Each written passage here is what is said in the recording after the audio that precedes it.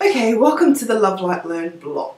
Today we're talking about Sixth Sense. It is the 4th in the season and in this series, and today we're talking about telepathy. Okay, now this is a widely popular concept. However, not many people experience or fully understand it. The most popular misconception is that it's sending words without speaking. This may be a part of it. However, it's barely tip of the iceberg. If you have ever wanted somebody to contact you because you couldn't get in touch with them, then you've probably sent a telepathic message without even knowing it. How can that be? Well, we'll talk about that in just a moment. The first thing that we need to know about telepathy is that there are 2 channels, so to speak, sending and receiving. Just because you're a talented sender doesn't mean that you will automatically be good at receiving, and vice versa. For telepathy to be successful, we need both a receiver and a sender. You can be good at both, but usually one will be stronger than the other to start with. If you are a talented sender, you may never know it, as if you're not dealing with active receivers, no one may ever tell you that they received one of your messages, and they may never know. If it is the case, then you may want to refer back to the previous scenario. You really need to get in contact with your partner, their phone is switched off or they're not in a reception area, and then after a little while they call you on another phone with the reasoning that sounds something like, "Oh, I just realised my phone was off and I thought I should call you." Or if the messages are really strong, or a bit stronger, then I just wanted to say I love you. Or if it's really strong, you could get, "I couldn't stop thinking about you." They are receiving your message just without knowing what's happening. If you know what you're sending and how you're doing it, you may control the format of the message. You may want to send a picture, a voice message, a visual word, or a feeling. It will usually be up to what you're best at and what you're most comfortable with sending. But if you are decent at sending all formats, you may want to choose how you send your message. Okay, return to sender. So why doesn't it always work? Well, there are 2 main reasons. The first is that the target is not in a receptive state. If the target is more naturally a sender, they may often have trouble receiving. A natural receiver may be completely unaware of these abilities and ignore them.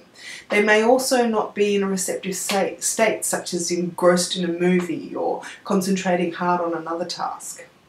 The other reason is that something is interfering with your signal. Moods and emotions can often do this. Different moods will affect your ability to receive or send. Each person will be affected differently too. For one, a peaceful state may help to send. For another, it may be distress state.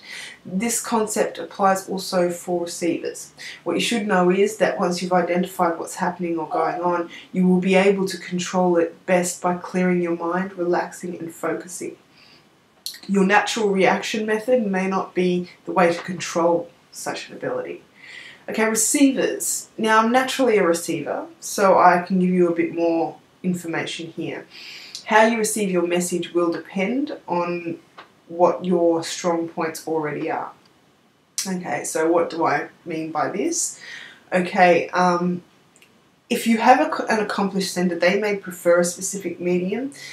However, how you receive your messages is usually dependent on how strong that sort of reception is. You may receive your message via ways of sounds, visions, or feelings. There are also a few ways to receive the 3. With feelings, you may be prone to emotions or to touch. You may feel sad, or you may feel a tap on the shoulder. This is different to being an empath, though. Empaths can receive emotions strongly regardless of the sender. Their sender may not necessarily be human either. They may not be physical. There is no need to have a message sent to feel the emotions of another. You could argue that this is a really clear reception channel, but for now they're defined separately. This is also the case with clairvoyance and clairaudience in relation to telepathy. Telepathy is a specific exchange of communication between 2 human beings. If you're picking up images from your cat, you may be erring on the side of clairvoyance. I doubt that your cat has really strong sending abilities. But when we're receiving images, you may receive them in 3 ways. You may see images of physical things, you may see energy, that is lights and colours, or you may see words and numbers. Telepathy is more likely to come in the form of visual things, so words and numbers and things. Although you're receiving energy, in any case you will less likely see the energy. This will be more common in your clairvoyant experiences. Your visions may be still, moving, a number, a word, a letter, in colour, in black and white, dominant in one colour, only when you close your eyes, only when your eyes are open, or both. This may be confused with remote viewing also. This is not a message. This is your consciousness actually leaving your body and seeing what's happening in another space and time. Okay, development, the fun bit. Okay, I know a little bit more about receiving than I do sending, but I'll start with sending because I've had a little bit of coaching in this area. If at first you want to find yourself an active receiver, somebody who's capable of picking up your messages and telling you what they are. If you don't know anybody who's already doing this, then try and find somebody who would like to develop their receiving abilities. Okay? Try first to transmit a broad emotion, like try humour at first. This is a good one, and I tried this one with Gemini. Feel how it feels when you laugh, that feeling that makes you laugh.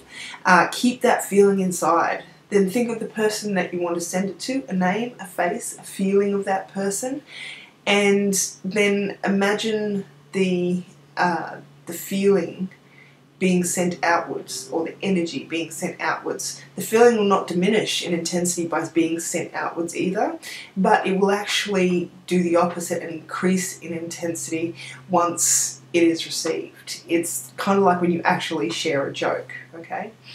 Receiving is something I do more naturally. I would in this case recommend for you to find out where your strongest asset is, okay? Whether it's feeling, visual or audio. You will probably find your strength is visual if you've already had visions. Audio will have already heard things before, and feelings you would have felt things before. Pure telepathy is feelings. Because when you take away the physical world, there's no physical things to show people or words to transmit. This is how Gemini and myself usually communicate.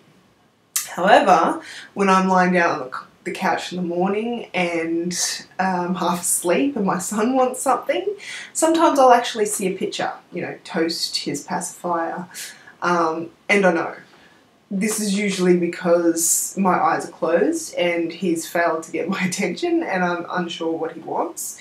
If you are unsure how to receive, try some meditation. Usually when you do calm yourself, relax yourself and clear your mind, you'll find that one of those three things will become much more active than the others.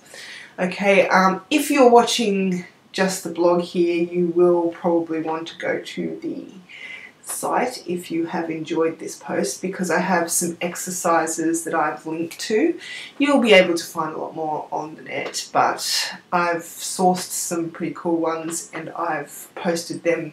They'll be above me right now. Also remember, as usual, help me out and click the links that are above and follow me on Twitter, like me on Love Light Learn on Facebook, follow the Tumblr, subscribe on YouTube, and of course your support is always appreciated.